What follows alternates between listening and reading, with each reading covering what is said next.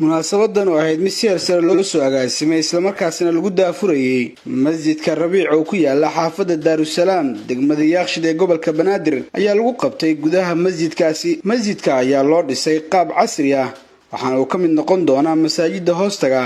jamaacada cilmi badanaha Soomaaliyeed ee Sheekh Nuur Cumar Absuge ayaa xariga ka jaray masjidkaasi oo ka mid noqon doona masaajidda hoostaga jamaacada. ugu horeen Sheekh Maxamed Sabri Hadaafo oo munaasabada ka hadlay ayaa ku soo dhaweeyay dhammaan dadka ka qayb galay munaasabadaasi. ilaahay saan horabawri ka bacdi waxa maadisala dadkii muslimiinta ahay ee la yiraahdo heer Xaaji Cali Xasan Hilane ee beedkan noo dhisay ilaahay sabab uga dhigay inay dhisaan ilaahay ku hanuuniyay maadiskale kabacdi waxaan mahadinaynaa jamaacada aqbashay wicitaanka iyo masaajidka wax ka furaan. Sheekh Muuse Cabdulle Maalin, Sheekh Abduqaadir Maxamuud Nuur Boodaaye iyo Sheekh Shariif Maxamed Maxamuud Jawnax ayaa halkaasi ka soo jeediyay kalimaad ku aadan muhiimadda ay leedahay dhisidda iyo camiridda beedka Allah. beed Ilaahay laga furay oo bariga munaasabadu ay ku saabsaneed masjidkan quruxda badan oo ku dukanay oo ma arkaysa sharafta badan inta soo qaban qaabaysay iyo inta ka qayb gashay iyo inta ma arkaysa ku dukayso hadda ma aragtaa inay ku cibaadeysan rataba dhammaantood iyo anu ka laftankaanyo maanta ka soo qayb galnay inuu ilaahay dambigaanya dhaafo oo maquurin mactuuqin ilaahay naga yeelo jannatul firdaws ilaahay na askuniyo naar ilaahay naga bad nasri caamana ilaahay sababkiis nagu siiyo تاسان إلهي ويديسينا مركا إلهي وحونا لها إنما يعمر مساجد الله من آمن بالله واليوم الآخر وأقام الصلاة وآتى الزكاة ولم يخشى إلا الله فعسى أولئك أن يكونوا من المهتدين. أدبت مسجدك أولا وحاور هي قفك مركو مسجدك السوء هذا يبا أو قرقيسك الصوبة هاي سيد الشيخ هذا حديثك أو صوق هذا إنه صوت نهار قاتو مسجدك marka uu soo socdane bisakiinati wa waqaarin si xasilooni iyo deganaan oo uu soo socdo tilaabaha xataa una iska booboobin ilaa waa maqlayna xadiidkii sheekhu uu soo qaaday tilaab kastood soo qaaday midna dambiga laga hoobiya midna darajo ayaa lagu koryeelaa. nabiga kaleey salaatu wasalaam asagoo salaada ku jiro ayaa wuxuu maqlay jalabat rijaal niman markaasi kobahoodii iyo socodkoodii shanqartiisa ayuu maqlay kaleey salaatu wasalaam markaasuu wuxuu dhahay ma sha'nukum waxaan yeerayay iyo qajafta iyo shanqarta idinka yeeraysay arintaas maxay ahaydowna kaleey salaatu wasalaam markaasay waxay dhaheen tacajalna ila salaat rasuulka ilaahay oo salaadaan u degdegaynay dhaheen marka nabiga wuxuu dhahay kaleey salaatu wasalaam fala tafcalu ha samayninuu dhahay salaada wixii aad soo gaartiin fama adraktum fasallu وما فاتكم فاتموا وحي أتسوق قارتين لدكذا وحي إذن دافنا لما يستفتوا ليه عليه الصلاة والسلام. marka waxaan u mahad celinaynaa beedkan Ilaahay adoomanka dhisaan sidaan maqlay marxuumad dhimatay ayaa laga waqfay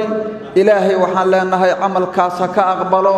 intii oo ajarkaas maaragtaa ayaguna ajaray leeyihiin qofkii loo waqfayna ajar oo wiligiis ka go'aynin ilaa Ilaahay arladan inta ahlu tawxiid ay ku baaqiyihiin oo Ilaahay lagu caabudayo ayaa u soconayo waxaan leenahay Ilaahay ha idinka aqbalo ayadana Allah u aqbalo adoontaas loo waqfay waxa kale toodon runtii aad iyo aad nasiib wanaag u ah in masjidkaani oo kamid yahay masaajidda sida naloo sheega hoos imaan doontay caalimka weyn ee dhaxdayna fadhiyay ee kulligayna aan maaragtahay darkiisa ka cabnay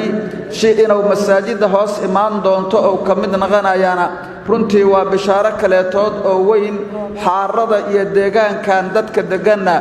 waa aaday u nasiib wanaagsan yihiin maxaa yeelay waxaan rajaynaynaa inuu sheekh caalim ah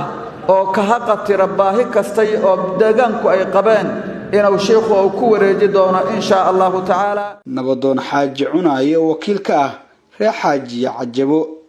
oo ah dadka dhisay masjidka ayaa Sheekh Nuur Absuge ku wareejiyay furaha masjidka. sheekh ayaa ka gudoomay oo hadal kooban halkaasi ka jeediyay. wana la ku wareejiyay waa aqbalnay furihii waa kana gacantaan ku haynaa waxaan rabnaa marka inaan dad u yeelno